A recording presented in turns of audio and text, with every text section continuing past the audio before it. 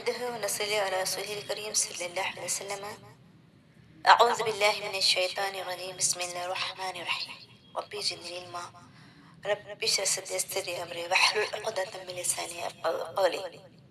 السلام علیکم ورحمۃ اللہ وبرکاتہ. آئیے جانتے ہیں جمعہ کی فضیلت. جمعہ کے دن سورہ کہف پڑھنا، جمعہ کے دن اپنے کپڑوں میں سے اچھے کپڑے پہننا، جمعہ کے دن غسل کرنا، اور جمعہ کے دن کے جو انوارات، جو برکات ہیں وہ سب ہم جانتے ہیں استاد افراز ہاشمی کے ذریعے.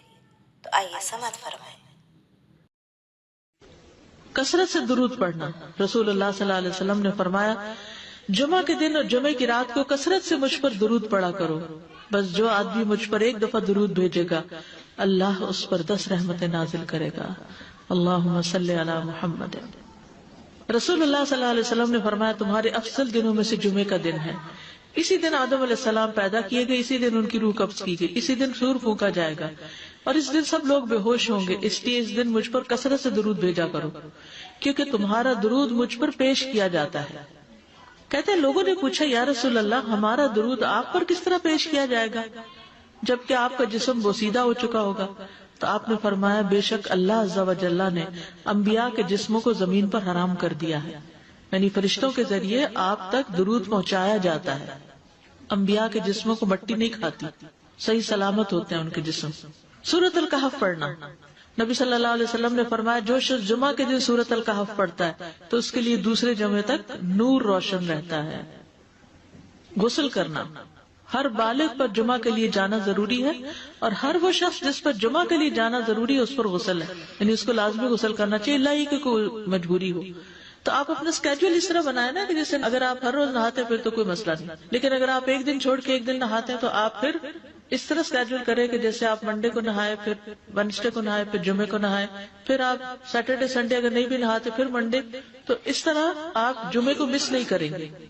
یہ نہیں کہ جمعرات کو نہا کے جمعہ کو چھوڑ دیا یا جمعہ چھوڑ کے ہفتے کو نہائے، ایسا نہیں کرنا چاہیے. علماء نے غسل کے حکم کے بارے میں اختلاف کیا. بعض تو کہتے ہیں یہ واجب ہے، یعنی فرض کے درجے میں ہے، اور جمہور علماء یہ کہتے ہیں کہ مستحب ہے، پسندیدہ ہے، افضل عمل ہے.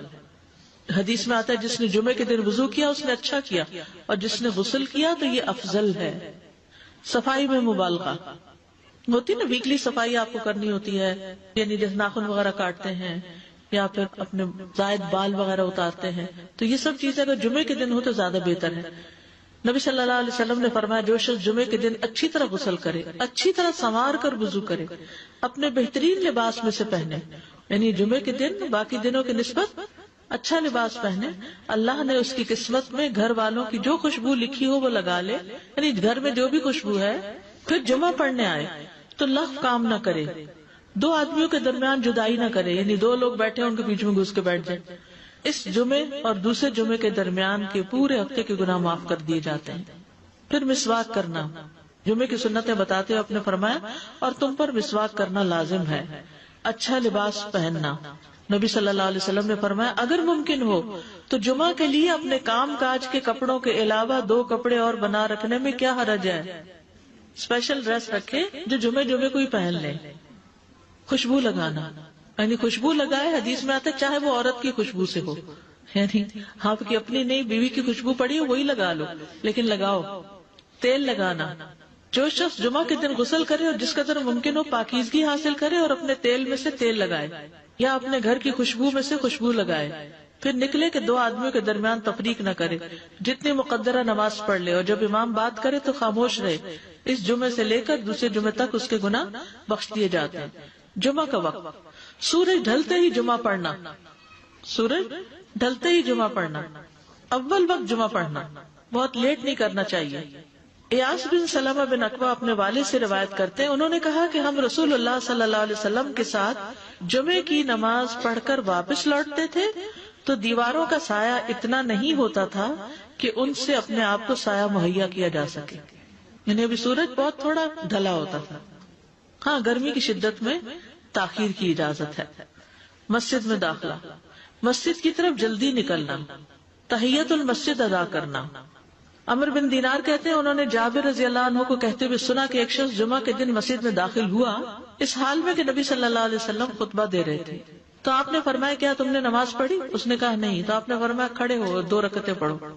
اب یہ بڑا اہم مسئلہ ہے. مسجد میں داخل ہو چاہے خطبہ ہو رہا ہو 2 رکعت پڑھے بغیر نہ بیٹھو. ٹھیک ہے.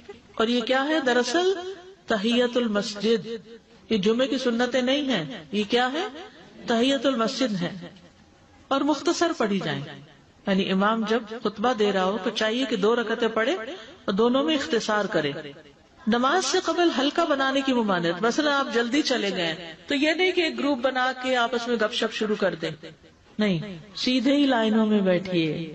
انتظار کا وقت کیسے گزاریں گے؟ نفل پڑھ کے بیٹھ گئے, ذکر اذکار کریں, قبلے کی طرف رخ کر کے لائنوں میں بیٹھے. ہلکا نہیں بنائے, بیٹھ کے خرید و فروخت نہیں کریں. تاخیر سے آنے پہ گردنیں پھلان کے نہ آگے جائیں. رسول اللہ صلی اللہ علیہ وسلم نے فرمایا ٹیک لگا کے مت کھاؤ. یہ عام ایک ادب بتایا. یعنی اس طرح ٹیک لگا کے نہیں کھاؤ, کھانے کے وقت سیدھے ہو جاؤ. چھنے ہوئے آٹے کی روٹی نہ کھاؤ, میدا. مسجد میں کوئی جگہ مقرر نہ کرو کہ یہ میری جگہ ہے, آپ کیوں آج یہاں کھڑی ہوگی, کہ تم اسی میں ہی نماز پڑھو. کچھ لوگ ہوتے ہیں نا آ کے مخصوص جگہ ہی پڑھتے ہیں, اگر کوئی اور وہاں ڈسٹرب ہو جاتے ہیں. اور جمعہ کے دن لوگوں کی گردنیں نہ پھلانگو, ورنہ اللہ تمہیں قیامت کے دن لوگوں کے لیے پل بنا دے گا. کیونکہ بہت اذیت کی بات ہے نا, آپ بیٹھے ہیں لوگ باقاعدہ بازو کا کندھوں پہ ہاتھ رکھ کے اس کو تنگ کر اس کو تنگ کر.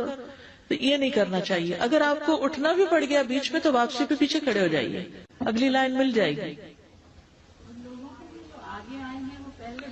جی یہ تو بہت ضروری بات آپ نے کی کہ جب لوگ مسجد آئے تو پہلی صف میں بیٹھے. یہ نہیں پہلی چھوڑ کے آخری میں بیٹھ جائیں اور پھر لوگ ان کی گردنیں پلانگتے رہیں, دوسروں کے لیے فتنہ بننا. جابر بن عبداللہ رضی اللہ عنہ سے روایت ہے کہ جمعے کے دن رسول اللہ صلی اللہ علیہ وسلم خطبہ ارشاد فرما رہے تھے کہ ایک آدمی مسجد میں داخل ہوا, وہ قریب آ کر بیٹھنے کے لیے لوگوں کے اوپر سے گزرنے لگا. رسول اللہ صلی اللہ علیہ وسلم نے فرمایا بیٹھ جاؤ, تحقیق تم نے لوگوں کو تکلیف پہنچائی اور دیر سے آئے. یہ عربی کے الفاظ بڑے خوبصورت ہیں. اجلس فقد آذیت و آنیت, کتنی جامع زبان ہے یہ. اجلس فقط آذیت, تو نے اذیت دی, و آنیت, اور دیر سے آئے. ہاں تو اس سے منع کیا گیا. کسی کو اس کی جگہ سے نہ اٹھانا. جابر رضی اللہ عنہ نبی صلی اللہ علیہ وسلم سے روایت کرتے ہیں, آپ نے فرمایا تم میں سے کوئی شخص جمعہ کے دن اپنے بھائی کو کھڑا نہ کرے کہ پھر دوسری طرف سے آ کر اس کی جگہ پہ خود بیٹھ جائے, بلکہ جو آئے وہ کہے جگہ کشادہ کرو, ہمارے لیے بھی جگہ بناؤ, یہ کہے.